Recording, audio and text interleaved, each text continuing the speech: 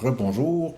Pour cette dernière capsule, je vous parle de certaines stratégies à utiliser pour vos co-animateurs, le contrôle de certains accès pour les participants à votre atelier et finalement des salles de dérivation. Alors, je nous situe à nouveau. On utilise un compte Microsoft dédié pour votre atelier.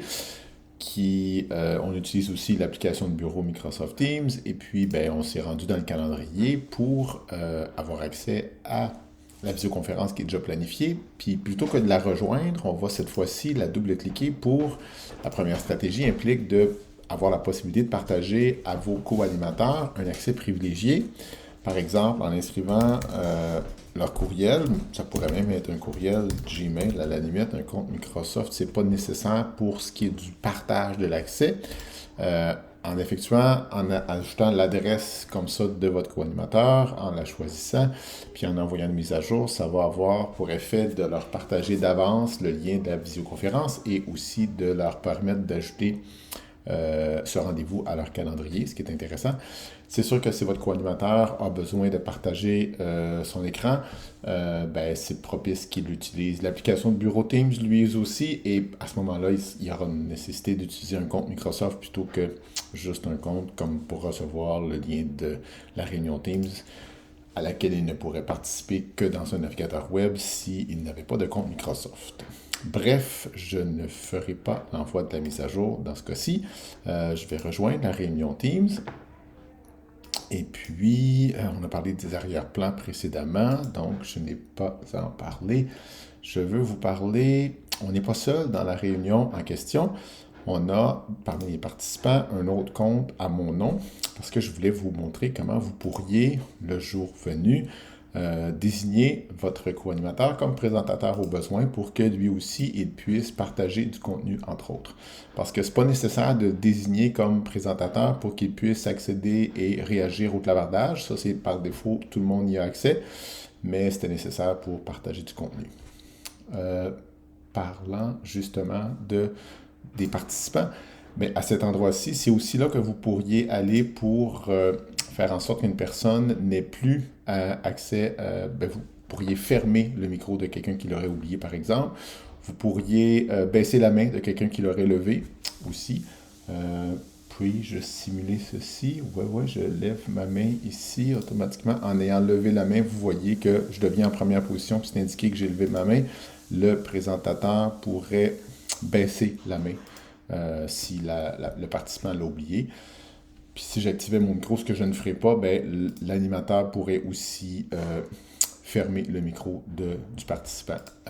Bref, tous ces droits-là sont ainsi configurés, mais vous avez la possibilité de les configurer différemment si vous le désirez, en allant dans les trois petits points, puis en sélectionnant les options de la réunion. Donc à cet endroit-là, vous verrez que le premier paramètre, je vous conseille fortement de ne pas le changer. Vous voulez que tout le monde évite la salle d'attente, sinon il faut les faire entrer un par un. Mais peut-être que vous voudrez que, en ce moment, c'est les membres de mon organisation et les invités qui, par défaut, vont avoir le droit de présentateur. Ça, c'est intéressant. Si vous avez utilisé la stratégie précédemment offerte, là, vous n'aurez même pas besoin de leur désigner un droit de présentateur à vos co-animateurs parce qu'ils seront invités. Mais vous pourriez modifier cette possibilité-là. C'est surtout ici, je pense qu'il y en a peut-être quelques-uns qui vont vouloir modifier ça. Si vous ne voulez pas que les gens puissent activer eux-mêmes leur micro ou si vous ne voulez pas qu'ils puissent activer leur caméra, c'est des choses que vous pouvez contrôler. Ou bien vous pouvez contrôler qu'il n'y aura pas de possibilité de clavardage pour les participants. Alors c'est à cet endroit-ci, c'est-à-dire les trois petits points et les options de réunion que vous pouvez contrôler ces éléments qui par défaut sont ainsi disposés. Je voulais vous parler aussi des salles de dérivation. C'est une possibilité qui n'est offerte qu'à l'organisateur de la réunion. Et l'organisateur, c'est vous parce que vous allez utiliser inévitablement le compte dédié à l'atelier. C'est avec ce compte-là que nous avons créé les réunions Teams. Donc, vous avez accès à l'icône des salles de dérivation. Puis, en sélectionnant l'icône, malheureusement, vous ne pouvez pas effectuer cette manœuvre à l'avance, mais une fois que les participants sont dans la salle, vous pouvez sélectionner le tout. J'avais fait une première tentative tantôt, elle l'a enregistré. Est-ce que je peux mettre le tout à la poubelle? Je crois que oui. À ce moment-là, on va pouvoir recommencer à partir de zéro. Donc, la première question que je me fais poser, c'est combien de salles de dérivation je veux, dans ce cas-ci, je n'ai qu'un participant, là, je vais en prendre juste deux. Est-ce que je veux que les participants soient associés aux salles de façon automatique ou manuellement? Ben, automatique, c'est le plus simple, évidemment. J'y vais manuellement pour vous montrer un peu, même si la façon complexe, même si c'est la façon complexe, vous verrez que c'est relativement simple. Donc, parce que j'ai choisi manuellement, c'est moi qui veux.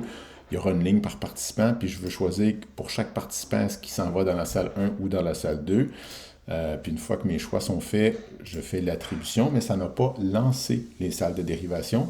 Ça, c'est vraiment une action à part. Quand je vais cliquer sur ouvrir, ce n'est qu'à partir de ce moment-là que les gens vont être informés qu'il leur reste 10 secondes avant d'être parachutés dans la salle de dérivation.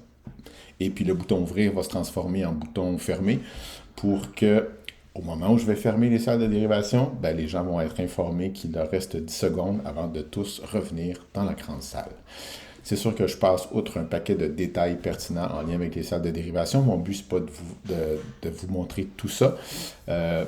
Mais soyez surtout pas gênés de faire appel à nos services si vous désirez avoir l'accompagnement d'un GAV, d'un gentil accompagnateur virtuel un petit peu avant votre atelier. Il nous fera plaisir d'entrer dans les détails avec vous au besoin. Et pour cela, ben, vous n'avez qu'à écrire à la logistique. L'adresse de courriel sera inscrite juste au bas des clips vidéo que vous regardez en ce moment. Alors voilà, merci, bonne soirée.